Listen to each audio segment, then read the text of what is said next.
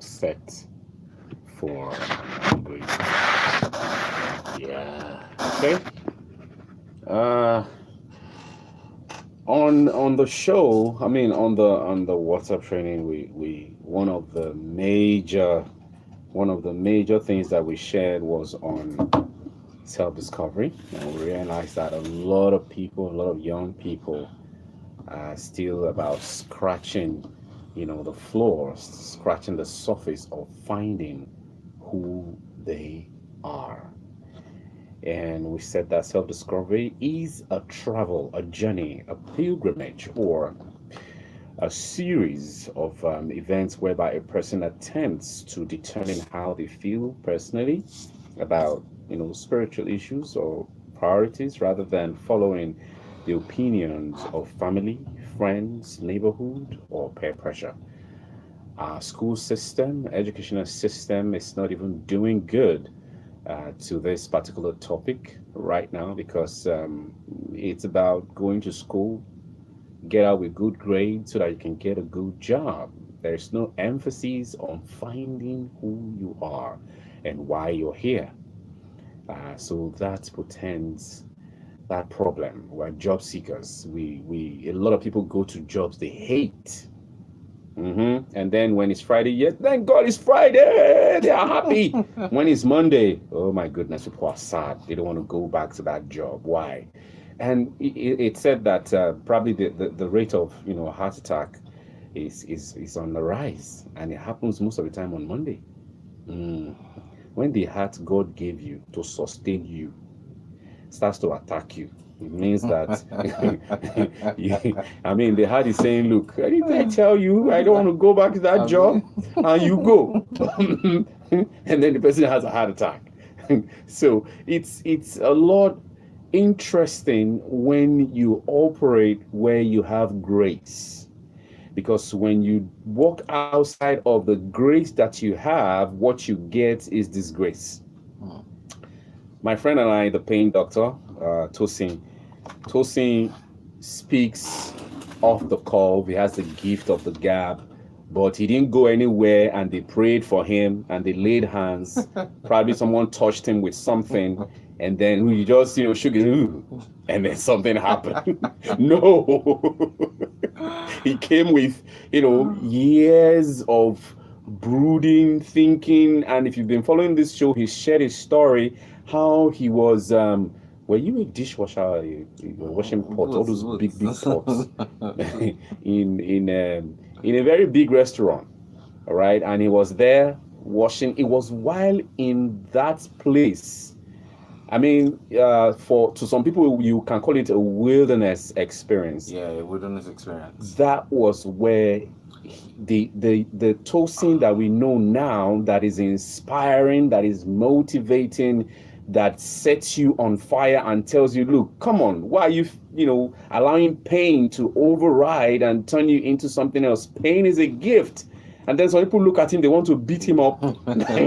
Like, how dare you tell me pain is a gift? What's wrong with you, man? I'll paint it a gift. If I give you slap now, it's a gift. And I've also shared my story, how what I'm doing now, how it all came to reality. I mean, if you know what Face Me I Slap You is in Lagos, we could not even, my mom and I could not even afford that Face Me I Slap You. It was the BQ. The BQ normally is where they keep building materials of the main building. So when they are done, they convert it into a room. That was the room I could afford. It was only, a small fence that was separating us from the pit toilet that the whole, house were using. And then at about 6:30, 7 p.m., the stench from the pit toilet comes to say hello in our room. Gives me a hug. But the reality is, all of the things you're hearing today, this particular signature tune that people love so much, I discovered it then when I was exploring jazz music. And I just put in this CD and I got to that particular track and I'm like, oh my God. And I switch up the lights, and then I struggled. I was able to buy one very heavy CD then. And then I switched it off, and I would just be inside the music. And I was saying to myself, someday I'm going to have a love show. Someday I'm going to be known as a love doctor. I'm going to be crazy. I'm going to tell people the truth. Yeah. People are going to quarrel with me, and I'm going to quarrel with them too. You know? You don't get bad plan for Oh yeah. You know, so it was right in that smelly room. That was where the birth of all this, you know, came to be. And right there, I began to research, I began to read. I mean, that house was the last house on that very long, dirty street. Ghetto. I mean, what do you expect? Yeah, sure. You know, but I will walk the length of that street and I will not say hi to anybody. And there are loads of young people like me there. When we're moving into that place, I asked myself a question. I said, Dan, look at everybody here. People that are of your age. How many of them are thinking the way you're thinking? The answer was none. How many of them are reading the books you're reading? The answer was none. How many of them have the aspirations that you have? The answer was none. So I said to myself, there's nobody here who is fit to be your friend. So I would walk the length of that street and not say hi to anybody. I was a lone ranger. And then young guys my age started talking. I started hearing murmurs. Oh, he's proud. You don't know what's wrong with him. And he doesn't even have money. So full of himself. He's so full of himself. And then that thing got me worried. So I called my mentor up one day and I said, look, this is what they're saying about me. And he said to me, he first of all laughed. And I'm wondering, I just complained to you and you're laughing at me? He now said to me, he made a statement that set me free. He said, it's only a fool that sees confidence and calls it pride. That was my deliverance. I was like, oh my God. Like, thank you. Thank you, sir. And that was it. That just one statement. It is only a fool that sees confidence and calls it pride. I was a go-getter. I was going somewhere. And my thinking and those people's thinking was not the same. So I was able to walk amongst them and not say hi. And when they talk, I just said to myself, only a fool sees confidence and calls it pride. And then I laugh. I smile sheepishly to myself like, these people, they don't understand. They're so ignorant. They're not in your realm. They're not, you know.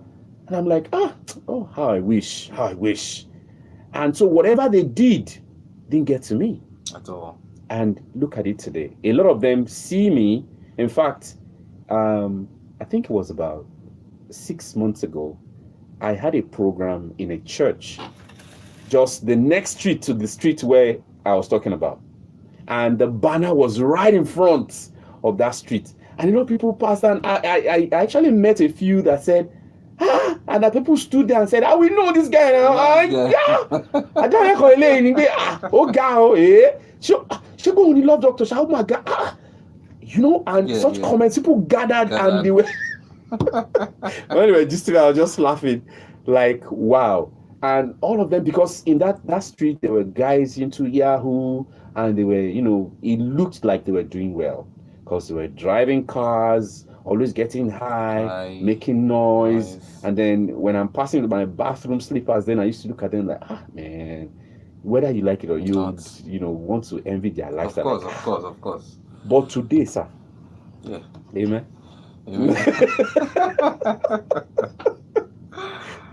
So, Tosi, I know in this area you've done research. You've had to look at a few people's lives and your own life. You know, how did it get started for you? Okay. Let me start with my own story. Self-discovery, like I said, is a lifelong journey. It's a lifelong process. You always get to know more and more and more about yourself till you die. There's certain things you won't even realize about yourself until years later. So we just always need to keep searching, finding ourselves. Someone said we find ourselves when we lose ourselves in the service of others, when we help others and we get engaged, get into activities, we get to know those parts of ourselves that we do not know right now.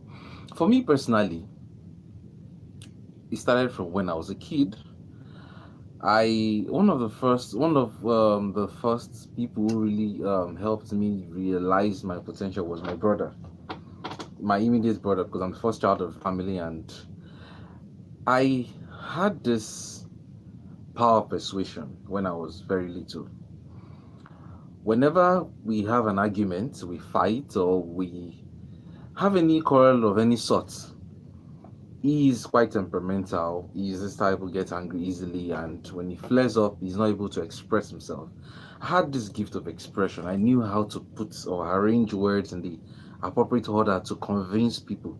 So whenever we get into a quarrel or a fight, and we have to go and plead our case before our parents, he starts first because he's the one that is the temperamental one. He starts first and he starts to shout, and in the end he's not able to communicate, he's not able to pass the message across. There's one thing it's one thing to intend. Your intention is different from your expression. True. We mostly intend to say one thing, but we end up saying something else as we express the other thing. So his anger, his attitude gets in the way. He would have spoken and I'll just be quiet, I'll just be looking at him. When it gets to my turn, there's a way I would just talk, Calm, speak, and then lay everything down step by step. And you see the smile on the face of my parents, and they don't need to even do, just say, you are the right one, you are the wrong one. I did that even when I was wrong. I had a way of expressing myself that they would always still tell me that I'm the one who is right. So he got so angry. I was doing this thing effortlessly. He got so angry and he grew with this pain in him. And there was one day we were talking and he said, Tosin, there's something I hate about you. He said, I hate this thing so much about you, but I also admire it. I said, what? He said, you have this way of persuading people, or you have this way of always speaking to grab. And I didn't understand, but he made me realize that gift that I had, spell of persuasion. And even when I was in primary school, secondary school, whenever we get into one crime or the other and we have to come and explain ourselves, I just don't know. I just knew how to express or speak to people, and I end up persuading them to my way of thinking. And even Now, while I was I need you to hold that thought. We'll be right back. all right. Yeah.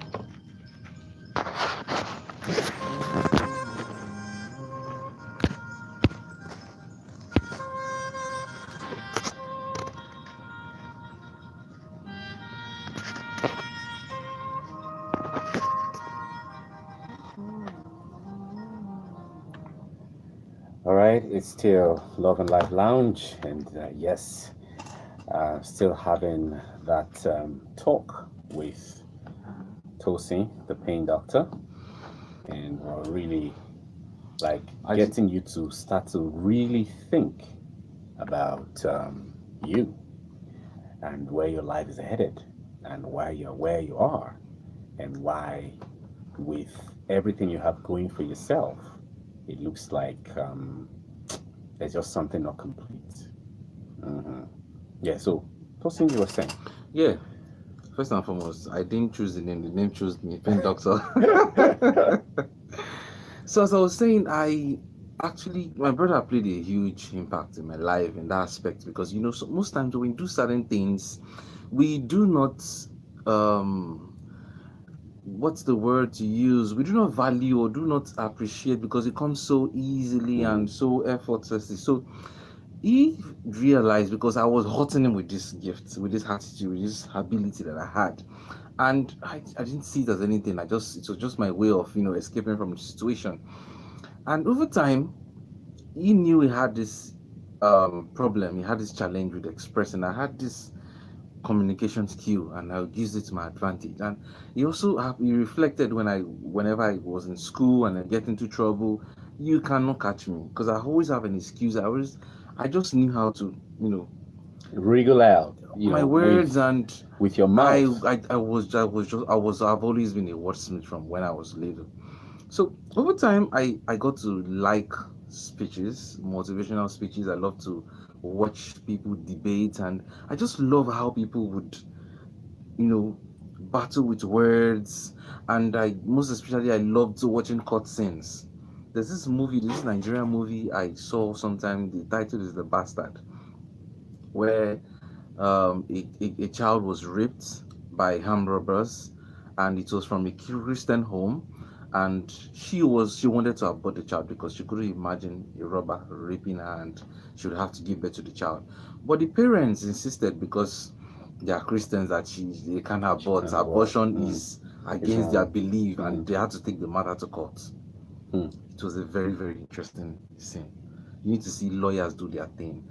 I found it so fascinating for someone to come and kill someone in broad daylight, where everyone will see, and this man will come from nowhere calling himself a lawyer, and he would debate, defend and he'll this walk free. man, and he walked free. I felt that was something very, very powerful. But you see, most things that we love, most things that we enjoy, our passion, tells us something about us. So I didn't know that's who I was. I used to love watching debate speeches. I used to watching cutscenes and all that, and that was because I'm supposed to be doing that particular thing. So over time, I love to write. I love to write down quotes whenever I hear powerful quotes. I don't know. Quotes just appeal so much to me. For me, proverbs are like short sentences from long experiences. Proverbs are short sentences from long experiences. But you see, it takes a deep thinker to really connect. For me, I'm quite a deep thinker, and when I hear a quote, it takes me into another realm. My first book, Treasure in My Trash, started with just that quote. My when I wrote Pain is a Gift, that was just the title I got, and I was able to write out a whole book from it. So I have this ability to stumble on a quote, or to get a quote and build or develop something on it. So for me, quotes were really, really, really, really, I found it quite appealing. So I write down quotes. I still have books now in my house where I wrote down all different kinds of motivational quotes. And today I can recite over 100 quotes offhand. I'm not joking. I can. Wow. Over 100 quotes offhand. So I used to love quotes, and over time I began to develop this part of me. But it wasn't until pain struck me, because I always tell people, when pain struck me, I died to who I was to give birth to who I'm still becoming. So pain actually killed the child in me to give birth to who I'm supposed to become, to birth the adult in me. And what happened specifically was that I stumbled on a motivational video that featured different orators: Les Brown, Anthony Robbins, T.D. Jakes, and the like. And when I saw this thing online, I was transformed. That was my eureka moment. That was the moment where I felt goose pimples. I didn't believe such content was online. And it transformed me, because I realized that this is who I really am.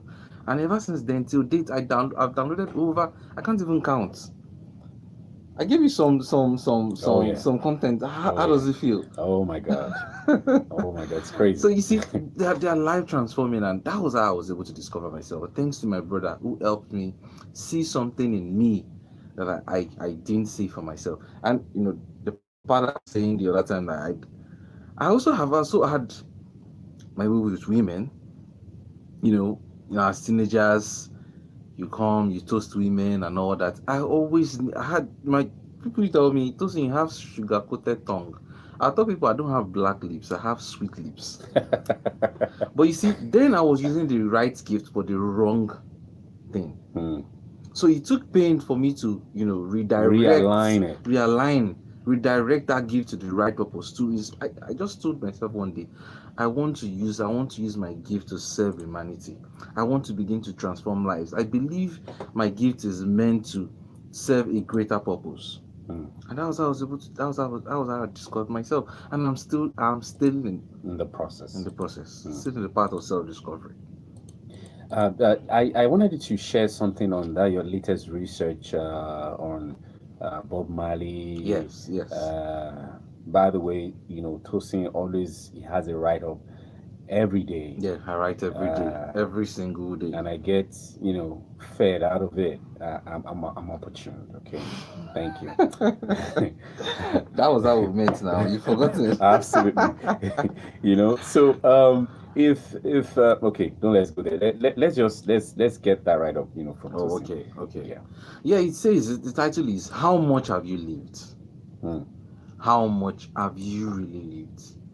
Now, I once stumbled just a few days ago, because it's a recent write up, and I stumbled on Bob Marley's biography. I was reading through his biography, and while I was getting inspired by how much of the impact he had been on the world, his song, and this popular No Woman, No Cry that we all know, I was really inspired and fascinated by his story. But something Oh, struck me, something got me very disappointed. And that was the fact that okay. Thank you. Bob Marley died at the age of 36. I was wondering, how could such a man who had so much impact on the world have died at that age? When you even if you're not someone who loves reggae, or even if you're not someone who loves this Rastafari and all that, you must have heard of Bob Marley. And it would have seemed like he lived up to 100 years. Hmm. So I was really disappointed. How could this man have lived just 36 years and made so much impact? I was so intrigued by his story and inspired his rise to fame and his fight for equality, but I was still disappointed. So how come so much was said about him? How come his legacy outlived him so much that one would think he lived up to 100 years? Hmm. How could such a man, most importantly, how could such a man die so early? I kept asking myself these questions. Then I remembered this quote that life is not all about longevity. Life is all about significance. Hmm. It's not how long you live, but how meaningful you live. In other words, it's not the length of days that matters, but the depth of it that truly counts. Now, let me explain. I'll use a few biographies of other people. The Chinese American Bruce Lee, we all know Bruce Lee, the martial arts artist. He was the greatest martial arts artist, and he was also a philosopher. Now, this man died at age 32. And you even begin to wonder, how come Bruce Lee died at age 32? But till date, Bruce Lee is, one of the greatest, he's the greatest martial arts artist in the world. But he just lived only 32 years. Alexander the Great, one of the greatest military geniuses of all time, and someone who created one of the largest empires in ancient history. He also died at age 33. And this man was undefeated. Hmm. He's just like David of the Bible. So Jesus Christ himself, the Messiah and the Savior of the world, he died at 33. His active years was from 30 years to 33 years. So he lived, in 3 years, he was able to make an impact that even till date, we've not been able to recover from. How about Malcolm X, the African American Muslim minister? He was a human rights activist and one of the most influential African Americans in history. He personally grew the black Muslims in America from about 400 to about 40,000 in a span of about 8 years. Yet he died at 39 years.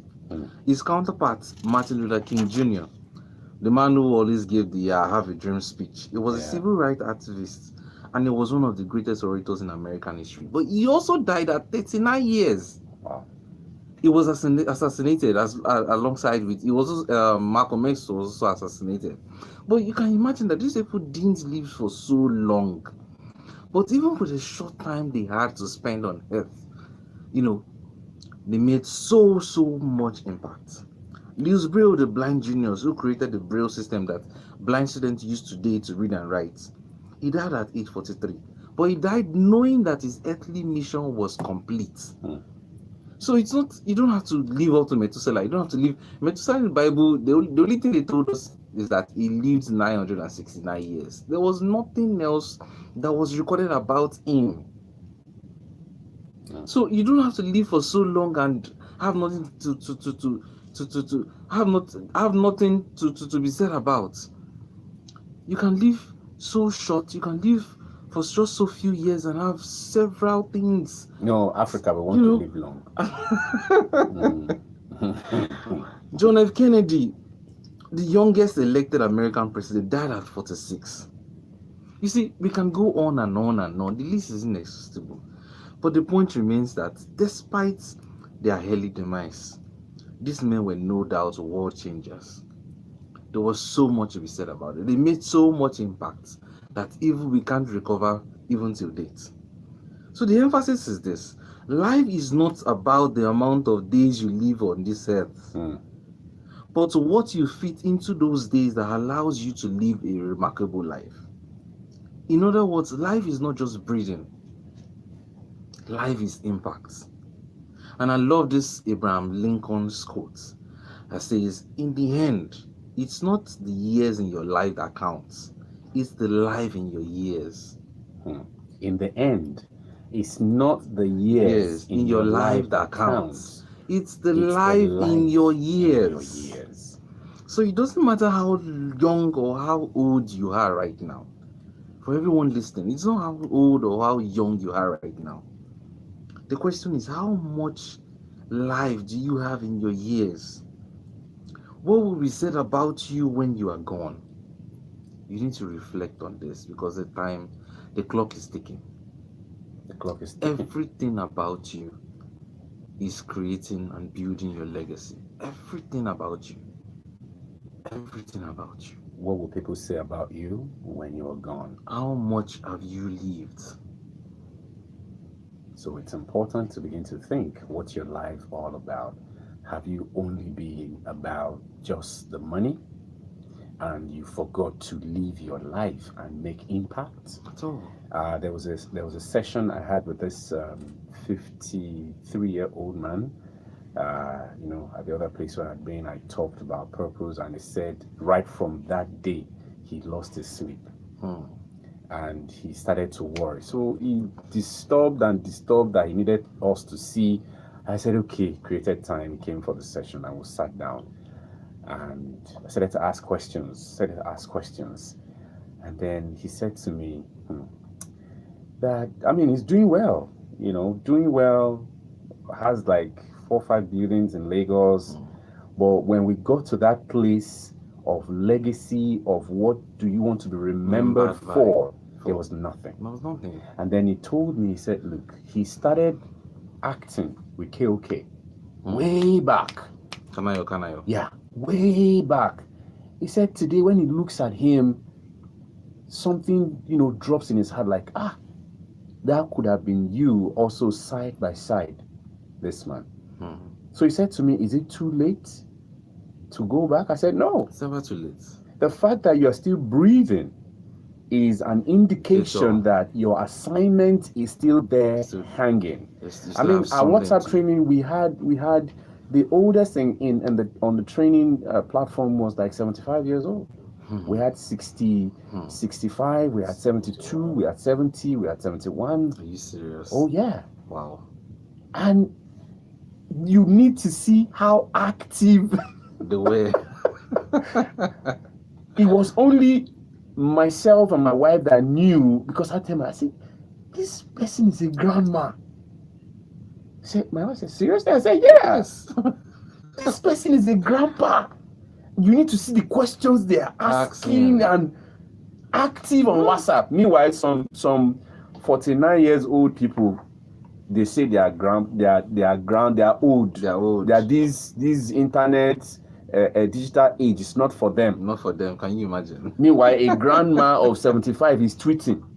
There's a saying that you don't have to. We can't help but we can't help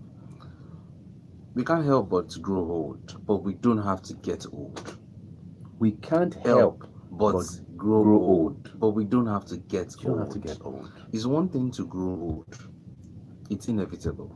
But you don't have to get old. Okay, I hope this is getting someone to think. I hope it's getting someone to reflect. I hope this is getting someone to really begin to realign and reconnect. Life is not just about naira and dollars and pounds and euros. No, you would not be remembered by your accumulations. No. You'll be remembered by your contributions. So No so one far, remembers how much MKO had during his time. Mm-mm. What they remember is the impact he had. Oh yeah, oh yeah. People nobody. There will be no way they will be able to declare your account balance, or people would say, okay, this is how much you made. People don't care about that. Tosin, let me ask you this question. When people walk up to you and tell you, sir, I just want to say thank you for that book. You have revolutionized my life. Facts. How do you feel? What words cannot express? Words cannot express it. Sincerely, there's this, there's a way it feels my soul. If I give you $5 million and say anybody that wants to tell you that stuff, just direct them to me, will you do that? Not possible. Let me Not be the one to be possible. receiving it. Not possible. No, In fact, you are even to say you are nice. When I meet people and they tell me, so this is the love doctor. Oh my god. Oh my god. I'm serious. Oh my god. Oh my god. So this is you? Oh, you don't know what you have done to my life. You have. At times I just stand and I have goosebumps all over my body, like, and you be like, oh, you know, just thinking about it. See, just thinking about it. And then I walk away like, okay, what just happened? As in, like, Danny, who are you? I mean, what are you doing? What that feeling? There's no amount of money that can pay for it. Nothing. I mean, a life of impact. My God, fills your soul's void. There's a void in your soul that's fulfillment will fill. And then I have these other people that come and say, love doctor, you think you know something? It's because you're relevant. Wait. See, you have all the answers to all the questions. You don't have to understand. So a life of impact, my God. Can you imagine if every young person today has found what their life is about, and we're all living our lives in that area of impacting other people. We are not after getting all you can, canning all you get, and sit on it. And while you're sitting on it, if you can grab some to your chest, grab. How do you think a great country would be today? So these are questions you just need to reflect on and reflect on your life. How impactful have you been over the years? Have you found what your life is about? Have you found your assignment? There's an assignment to your name. There is a problem you were brought here to Africa, Nigeria, precisely to solve. Have you found it? We have found our own, including reason. We are still in the process of solving a few. Have you found your? If you need help, reach out. Now, you're not reaching out because you are weak, because that's the mindset of people. Yes. They feel when you ask for help, it makes you feel weak. No, you are reaching out to make you remain strong. Ask for help, not because you are weak, but because you want to remain strong. Good morning.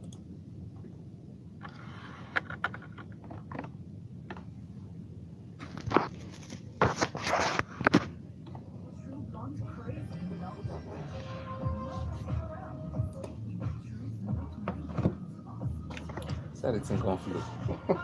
Don't finish with that. Yeah? As you said, it's in don't flow. I tell you now.